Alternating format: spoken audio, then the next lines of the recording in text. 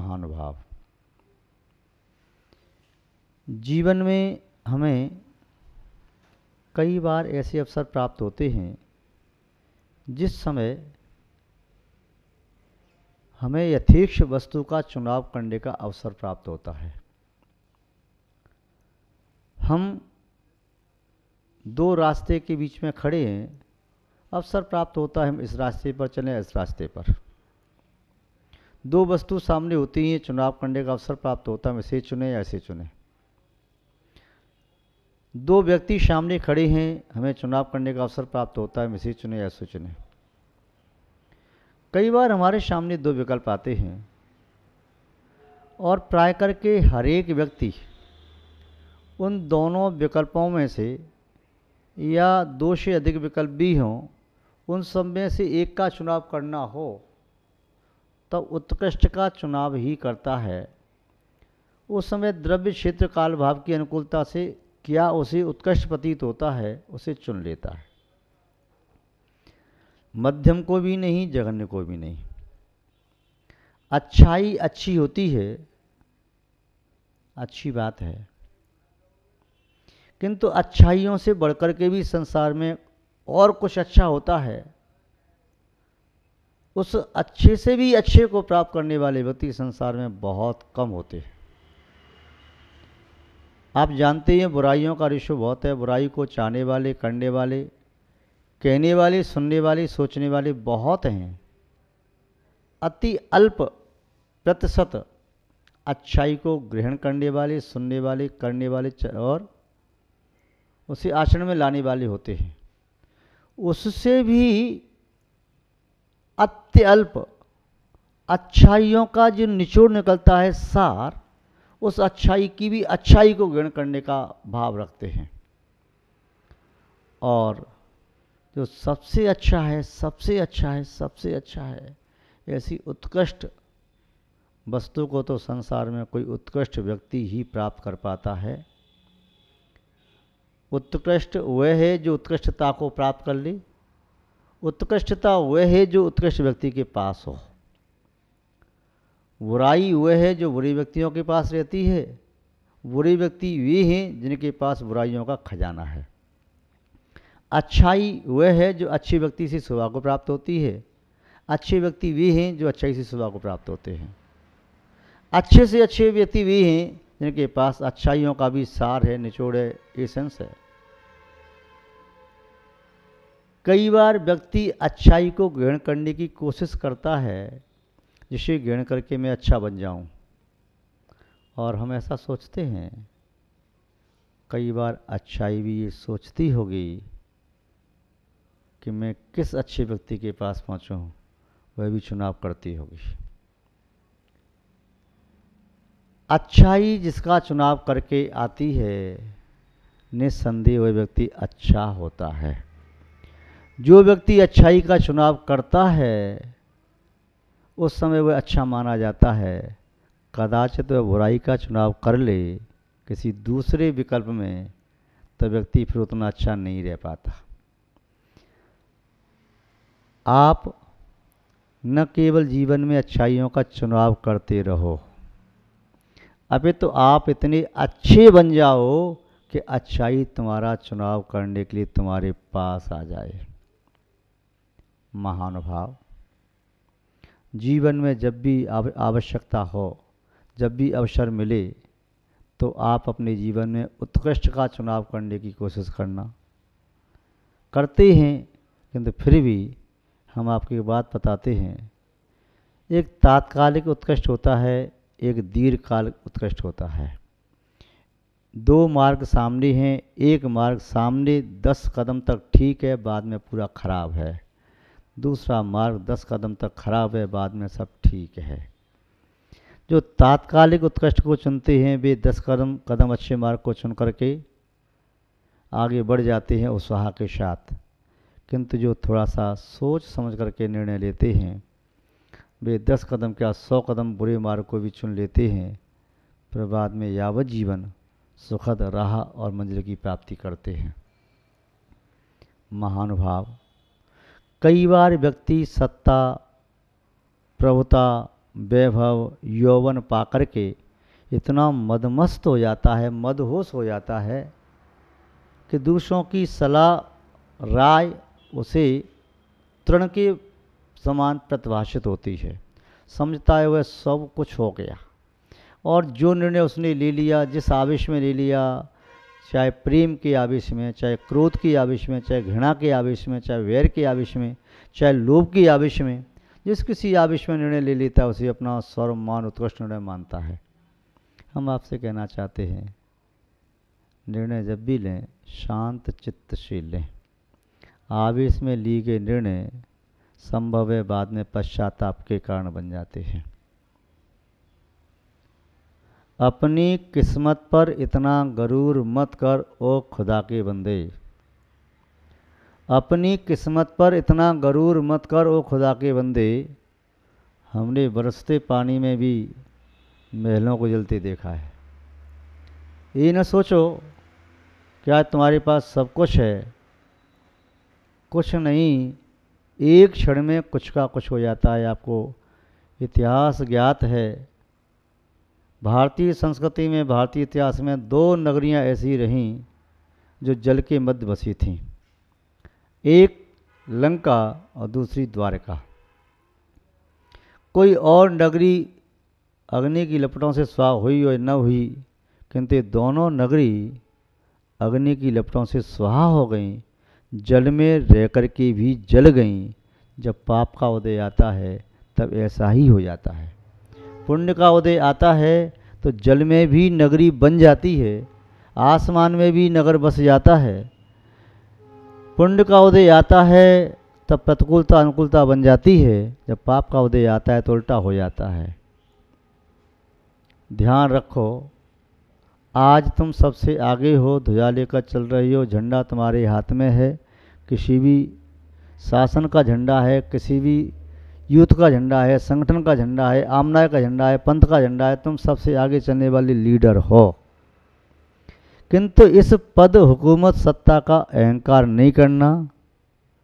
Parade जब होती है, एक क्षण में जब कहा जाता है पीछे मुड़, तो जो व्यक्ति सबसे आगे होता है वह सबसे पीछे हो जाता है, जो सबसे पीछे होता है वह सबसे आगे हो जाता है। किस्मत भी तुमसे कभी भी कह सकती है कि पीछे मुड़, तो हो सकता है कभी जो आप सबसे आगे चल रहे हो वो सबसे पीछे भी हो जाते हैं। आपने स्वयं देखा होगा, बड़े बड़े राजा सम्राटों को भी जब कर्म का उदय आता है तो भिक्षावृत्ति भी नहीं मिलती, मांगने से भीख नहीं मिलती। और ये भी आपने पढ़ा होगा इतिहास में, साहित्य में, पुराणों में, कि कोई भिखारी भिक्षुक वृक्ष के नीचे पड़ा हुआ था, हाथी ने आके अभिषेक कर दिया, माला पहना दी, वह वहाँ का राजा बन गया। ये भी हो सकता है, कोई बड़ी बात नहीं।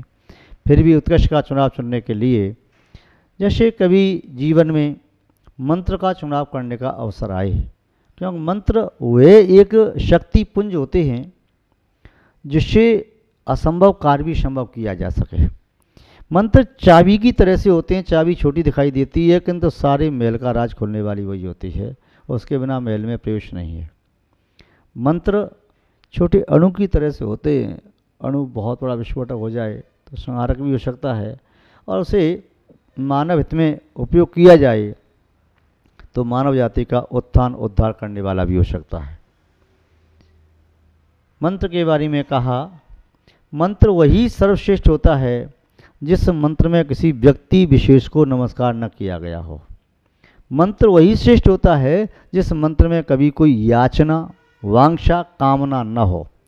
मंत्र वही श्रेष्ठ होता है जिसमें विश्व की संपूर्ण उत्कृष्ट शक्तियों को प्रणाम किया गया हो। मंत्र वही श्रेष्ठ होता है जिसमें शाश्वत शक्तियों के प्रणाम की या शाश्वत शक्तियों की उपासना की या स्मरण की बात कही हो। इसलिए मंत्र के बारे में अनेकों आचार्यों ने, विद्वानों ने, मनीषियों ने, साहित्यकारों ने, संतों ने, अरहंतों ने, भगवंतों ने, महात्माओं ने एक ही बात कही, मंत्र यदि उत्कृष्ट मंत्र है तो णवोकार मंत्र है। णवोकार को महामंत्र कहते हैं। णवोकार समम मंत्रम वीतराग समम प्रभम संवेदाद्रि समम तीर्थम न भूतो न भविष्यति। मानव के जीवन में 3 चीज़ की आवश्यकता पड़ती है कि आप कहते हैं रोटी, कपड़ा और मकान। भोगने के लिए वस्तु चाहिए, उपभोग की वस्तु चाहिए और ठहरने के लिए स्थान चाहिए। ये 3 तो परम आवश्यक हैं। भोजन आदि भोगने के लिए एक बार भोजन भोगने में आ गया, दोबारा भोग नहीं सकते। वस्त्र आदि, आभूषण आदि, वाहन आदि और सब चीज़ें, उपकरण आदि उपभोग की वस्तुएं हैं, और ठहरने के लिए स्थान। ये 3 चीज़ें यहाँ पर भी कह रहे हैं। मंत्र का प्रयोग कर सकते हैं अपने मन को सही गति देने के लिए, अपने मन को सही लक्ष्य का भान कराने के लिए। उस लक्ष्य को प्राप्त करना है। मंत्र आपको लक्ष्य की ओर इंगित करता है कि तुम्हारा लक्ष्य क्या है, तुम्हें कहाँ तक पहुँचना है। तो मंत्र के माध्यम से आप पहुँच जाते हैं। मंत्र के माध्यम से आपको आत्मा का वैभव दिखाई देता है कि तुम्हारी आत्मा का वैभव क्या है, तुम्हारा शाश्वत धन क्या है, तुम्हारी निजी पूंजी क्या है, तुम कौन हो, ये तुम्हें मंत्र के माध्यम से अवगत होता है। ये मंत्र हकीकत का भान कराने वाले होते हैं। लोग व्यर्थ में ही रखते हैं अपने घरों में आईने।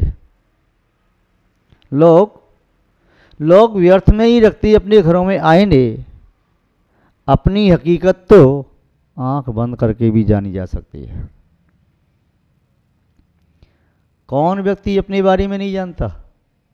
आईने में बाहर का चेहरा जो दिख रहा है, क्या वास्तव में तुम वह हो? क्या वास्तव में तुम्हारी सत्यता है? कितने चेहरे बदलते हो दिन भर में। लगता है तुम्हारे बदलते चेहरे को देख करके तो मौसम भी शर्माता होगा। तुम्हारे बदलते चेहरों की स्पीड को देख करके तो गिरगिट भी बेचारा अपनी पराजय मान लेता है। नहीं यानी क्या क्या चलता रहता है। जितनी जल्दी आकाश में बादल उड़ते हुए नहीं बदल पाते, उससे ज़्यादा तीव्र गति में आपके चेहरे बदल जाते हैं और आपके मन के भाव बदल जाते हैं। शायद नदी में, तालाब में, समुद्र में लहरें उतनी जल्दी नहीं बदलती हैं जितनी जल्दी आप बदल जाते हैं। इसीलिए किसी कवि ने कहा,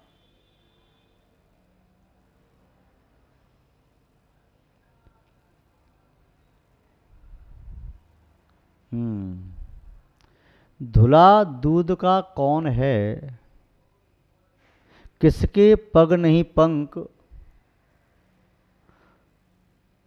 कुछ गिरगिट के बाप हैं, कुछ बिच्छू के डंक। संसार में जो एक दूसरे पर कीचड़ उछालने की कोशिश करते हैं, उन्हें अपने गलेबान झांक करके देख लेना चाहिए। अपनी आंख बंद करके अपनी तस्वीर देख लेना चाहिए। शायद वे फिर कभी जीवन में किसी पर कीचड़ उछाल भी ना पाएँ। सामने वाले की जब ये गलती दिखाई देती है, यदि आंख बंद करके देखें, निस्संदेह सत्गुनी, सहस्गुनी, लक्षगुनी गलतियां तुम्हें अपने आप दिखाई दे जाएंगी यदि आंख बंद करके ईमानदारी से देखोगे तो। महानुभाव, यहाँ कहा उत्कृष्ट मंत्र, रणमोकार मंत्र। जीवन में अनुकूलता प्रतिकूलता आती हैं। कभी आपका समय अनुकूल भी होता है, कभी प्रतिकूल भी होता है। सूर्य प्रातःकाल उगता है, संध्या काल में ढल जाता है। कभी छाया होती है तो कभी धूप होती है, कभी दिन होता है तो कभी रात होती है। व्यक्ति घबराए नहीं, अपना हौसला बुलंद रखे। घबराने की आवश्यकता नहीं है। नदी की धार की तरह से ये पानी भी बह जाएगा, इसमें भी निकल जाएगा। हिम्मत हारना कायरों का काम होता है, मनुष्य हिम्मत नहीं हारते। फिर भी क्या करें, किसका सहारा लें? जिस नाव का सहारा लेते हैं वो डूब जाती है। जिस किनारे पर बैठते हैं वे किनारे ही टूट जाते हैं। जिस शाख पर बैठता है वह पक्षी, वह शाख ही टूट जाती है। शाख को दोष क्या दें? जब समय की आंधी चलती है वे दरख्त भी धराशायी हो जाते हैं। इसलिए हम आपसे एक बात कहते हैं, चाहे जीवन में चाहे कितना भी अनुकूल समय आ जाए, कितनी भी आपको विभूति प्राप्त हो जाए, और चाहे आप कितने भी दरिद्र अवस्था को प्राप्त हो जाएं, दीनहीन अवस्था को प्राप्त हो जाएं, मृत्यु के मुख में पड़े हों, तब भी निरंतर महामंत्र रणमोकार का जाप करते रहिए। इस मंत्र से तुम सुख में वृद्धि करोगे, सुख को दीर्घकालीन बनाओगे और दुखों को नष्ट करने में समर्थ हो जाओगे। दूसरी बात आपसे कहना चाहते हैं, संसार में कोई भी व्यक्ति किसी को देवता मान के पूज सकता है, पूजें, हमें आपसे ऐतराज नहीं, इतना कहना चाहते हैं। यदि आपको उत्कृष्ट वैभव चाहिए, आत्मा का वैभव चाहिए, तो राग द्वेष से संलिप्त, राग द्वेष से युक्त देवताओं को छोड़ करके वीतरागता की शरण को प्राप्त करना चाहिए। जो स्वयं राग द्वेष से सहित हैं, संसार की दशा से युक्त हैं, वे आपको ज़्यादा से ज़्यादा संसार का वैभव दे सकते हैं। यदि आपको संसार का वैभव चाहिए तो खूब पूजें आप, किंतु आपको आत्मा का वैभव चाहिए तब वीतरागता की क्षण में आना ही पड़ेगा। जो राग द्वेष आदि दोषों से रहते हैं, मोहनी कर्म से रहते हैं, ज्ञानावणी कर्म से रहते हैं, दर्शनावणी कर्म से रहते हैं, अंतराय कर्म से रहते हैं, जो अनंत चतुष्टय से सहित हैं, परम वीतरागी हैं, इस सामान्य भूमि से 5,000 धनुष ऊँचे रहते हैं, उनका संपोषण होता है, विभूति होती है, किंतु वे सबसे विरक्त, आत्मा में लीन। ऐसे वीतरागी जितेंद्रिय देव की उपासना करना चाहिए यदि आत्मा के वैभव को प्राप्त करने की वांछा है तो। तीसरी बात कहिए, व्यक्ति को कभी कोई स्थान अच्छा लगता है, कभी कोई स्थान अच्छा लगता है, कभी यहाँ जाता, कभी वहाँ जाता।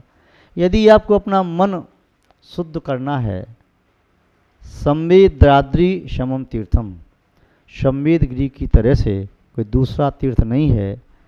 इस भरत क्षेत्र में प्रलय काल भी आ जाए तब भी संवेद शिखर जहाँ पर है वह कभी नष्ट नहीं होता, वहाँ पर शाश्वत स्वास्थ्य के चिन्ह होते हैं।